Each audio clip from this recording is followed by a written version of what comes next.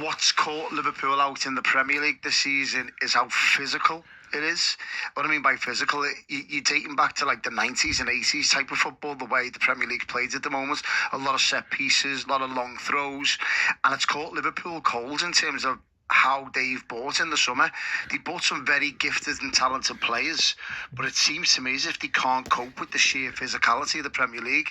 Now, I would have put my mortgage on Liverpool getting results in the Champions League because they look so more comfortable playing in the Champions League this season. But even that game's kind of caught them out. I think it's not just physically with the Liverpool players. They look like mentally they've kind of checked out as well. And that's quite damning. But it's difficult to repair that between a manager, a fan base and the players when it seems to like 2 out of the 3 have quite clearly checked out. And that's not good from a mental kind of aspect. Pete, the captain, Virgil van Dijk, has, if you like, written a letter today, a message, call it what you will, insisting that, you know, they will turn this round, they'll rise from this.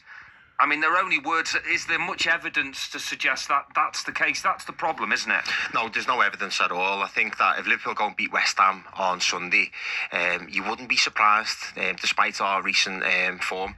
But will he do it again on Wednesday? And then will he do it again on the weekend? I'm not convinced by that. I think that Liverpool will get a result at some point. Isak will bang in 2 goals, or Ekitike or smash one in from 25 yards or whatever, because they are really good footballers. So at some point they will win a football game. But I don't think there's that...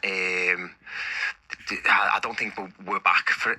I think we need a transfer window again, which is mad, isn't it? Because we were sitting here a few months ago talking about the great transfer window. Tony just mentioned about all these gifted players coming in, but there's a lack of physicality, like Tony said. But not only that, a lack of height. There's a lack of height in the team. I do think that there's been a lot on Arne Slot this week, but the recruitment team as a whole, we all know that Liverpool are a transfer committee. I was so excited, so I'm not going to sit here and pretend that like I wasn't happy that we brought these players in. But now in hindsight, when you look back, you think, what was the thinking behind it? Well, it's not Slot who's left them a winger short and a centre-back short, is it? Yeah, exactly, yeah. And you can even argue as well that the season before we tried to sign Zubimendi and then we didn't bring in another midfielder. Now, I know people talk about Curtis Jones being a very good footballer, but he doesn't play well. I always say this to everyone: if you bring Curtis Jones in, you have to take McAllister out, because the 2 players that are not blessed with pace. So you can't have 2 slow players in a 3-man midfield. So therefore, he isn't a viable option. He's only ever replacement for 1 player, and he's obviously not as good as McAllister. So we've been short in the middle of the park for ages. But because we signed so many players, no one's talking about the midfield. But really, the whole core of the team... it still needs another player, and I think it's so obvious. And I think another thing, when people talking about winning the Champions League and they reference the 2005 season, that core of that team, it was a proper spine, wasn't it? There was a proper spine. I think we're lacking a spine at the moment. Just on the other big news story today is Ibrahima Konate is not going to Real Madrid. Real Madrid have actually leaked out through media outlets they don't want to sign him. Everyone thought it was nailed on. Does that show how bad he's been, quite frankly? Yeah, absolutely. He gets what he deserves, doesn't he? Because we talk about players mentally checking out, and people accuse Trent Alexander-Arnold of doing that last season. He definitely has. I don't know where he's gone.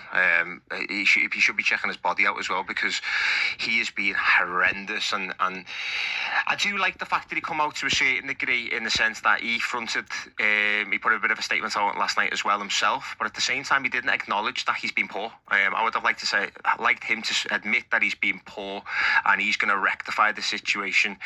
And he hasn't really. And I'm just disappointed in him in general. I think as a professional footballer, he should be doing so much better. And we're not talking about... I've always had a problem with him playing out at the back. I think that's one of Liverpool's real problems. I think Liverpool not being able to pass around at the back is really, really hindering us. But his overall defensive displays this season has been diabolical. Even in the air, he gets out-muscled. In the derby, when Beto last season, every time he plays Beto, it's like this fear factor. If someone wants to have a physical striker against him. Yeah, and if you think that, you look at the size of him, and you wouldn't think that, would you? So it's mad, isn't it? I just don't understand how he gets this in his head. Even the City game away, when that terrible header onto Haaland Haaland's brilliant. We all know that. And if he scored a goal, you're expecting it. But in that manner, that was because it got in his head. So, yeah, I'm not surprised Real Madrid have distanced themselves. I'm just surprised that they've actually told us. Although I don't know if that's true or not, but it does come from good sources. 0800 731 9333 is the number. Tony, to more